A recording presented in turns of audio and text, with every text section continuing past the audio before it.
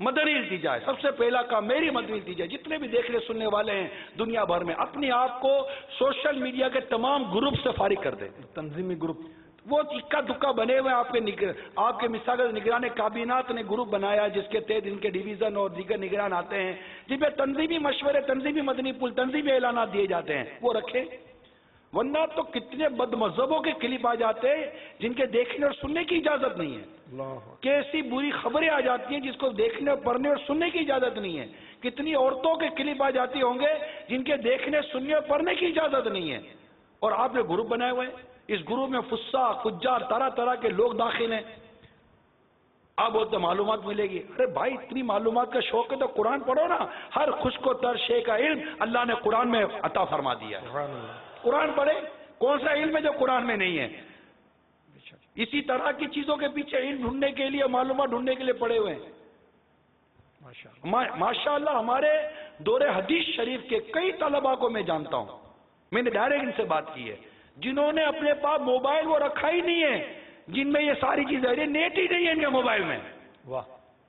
اور کئی ایسے ہمارے طلباء کرام ہیں جنہوں نے موبائل ہی نہیں رکھا۔ نہ چاہیے بھائی یہ موبائل، انشاءاللہ دیکھیے کہ وہ کیسے زبردست عالم دین بنتے ہیں۔ ماشاءاللہ یہ سوشل میڈیا نے ہمارے وقت کو برباد کیا ہوا ہے، سوشل میڈیا نے ہمارے اخلاقیات برباد کیے ہوئے ہیں۔ بہت لمیٹڈ فائدہ ہے کیونکہ اس کا استعمال اب غلط ہو گیا۔ یہ ایک کنیکٹیویٹی تھی، ایک کنیکشن تھا، ایک رابطے کا ذریعہ تھا، اب تفریح کا ذریعہ بن گیا، انٹرٹینمنٹ کا ذریعہ بن گیا ہے، اور اس میں گناہ غالب ہوتے چلے جا رہے ہیں۔ جن سے ہو سکے سوشل میڈیا سے جان چھڑا لے۔ ہر ایک کے لیے سوشل میڈیا ضروری نہیں ہے یار، آپ کے کتنے ایسے کام پڑ گئے، کتنے کام ایسے پھنس گئے جس کے لیے آپ کو سوشل میڈیا کا سہارا لینا پڑے گا۔ آپ خود اپنے سوشل میڈیا کا پوسٹ مارٹم کریں نا، جن کے موبائل میں انٹرنیٹ ہے وہ خود دیکھیں کہ آپ نے انٹرنیٹ کے ذریعے کتنی نیکیاں کمائی، کتنے گناہ کمائے یار۔ اللہ، میرے ہاتھ سے خریدا ہوا آلہ مجھے جہنم میں لے کے جائے گا؟ میرے ہاتھ کا خریدا ہوا نیٹ مجھے جہنم میں لے کے جائے گا؟ میرے ہاتھ میں موجود یہ ڈیوائس مجھے اللہ کے آگے شرمندہ رسوا کرے گی؟ اس ہاتھ میں موجود ڈیوائس سے میں قبر و آخرت کی تیاری سے بچ جاؤں گا، رک جاؤں گا؟ یہ موبائل مجھے تلاوت سے روکے، یہ موبائل مجھے درود پاک سے روکے، یہ موبائل مجھے نیک کام سے روک رہا ہے، میری راتوں کی نیندیں اجاڑ کے رکھ دی، میرے دین کا سکون خراب کر رہا ہے یہ موبائل فون۔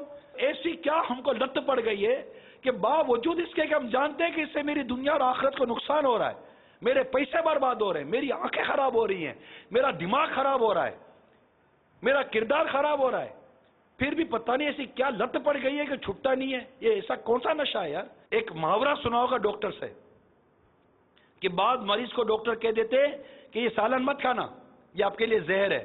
عموماً اس طرح کی ہوتی نا بات، کیا سالن زہر ہے؟ سالن زہر نہیں ہے، لیکن جب تک تمہیں بیماری ہے نا یہ تمہارے لیے گویا کہ ایک زہر ہے کہ کھاؤ گے تو بیمار ہو جاؤ گے، تو جب تک شفا نہ ہو جائے تم یہ سالن کھانا بند کر دو۔ تو جب تک آپ کو لگے نہیں نا کہ موبائل فون کا مجھے شر نہیں پہنچے گا تب تک موبائل فون چھوڑ دو۔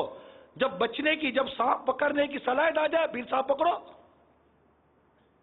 اس میں کئی سانپ اور بچھو ہیں ہمارے موبائل فون ایک پیس خراب نہیں تھا، مطلب آلے پر کوئی حکم نہیں لگتا آپ بولو موبائل فون ناجائز ہے، موبائل فون ناجائز نہیں ہے، اسی موبائل فون کے ذریعے تو نیکی کی دعوت دی جاتی ہے، حکم اس کے ساتھ کیے گئے عمل پر لگے گا، اور ہم موبائل فون کا مس یوز کر رہے ہیں، ہماری تعداد کر رہی ہے۔ اسلامی بہنیں گروپ میں یار استغفر اللہ، ارے تم گھر میں رہو، تمہیں گھر میں رکھو تو تم گروپ میں گھس جاتی ہو، کیا ضرورت ہے گروپ بنانے کی، اس میں داخل ہونے کی؟ ہاں جو تنظیمی ذمہ دار اسلامی بہنوں کے جو آپس میں گروپ بنے ہوئے چھوٹے موٹے سے، جس میں پتہ ہے کہ دعوت اسلامی کی نیکی کی بات ہوگی اور مدنی کام کرنے کا ایک دوسرے کو تبادلہ کریں گے، بس خلاص ہو گئی بات۔ ہمارا کام کیا؟ ہمارا کام کیا؟ مدنی کام۔ ہمارے موبائل کا استعمال بھی مدنی کام، اس کے علاوہ کچھ بھی نہیں، نتھنگ ایٹ آل۔ کلوز کر دیں، فنش کر دیں، میری بات مانیں، خوش رہیں گے، نیند اچھی ہوگی، ترقی کریں گے، اللہ نے چاہا تو جنت کے درجے چڑھیں گے۔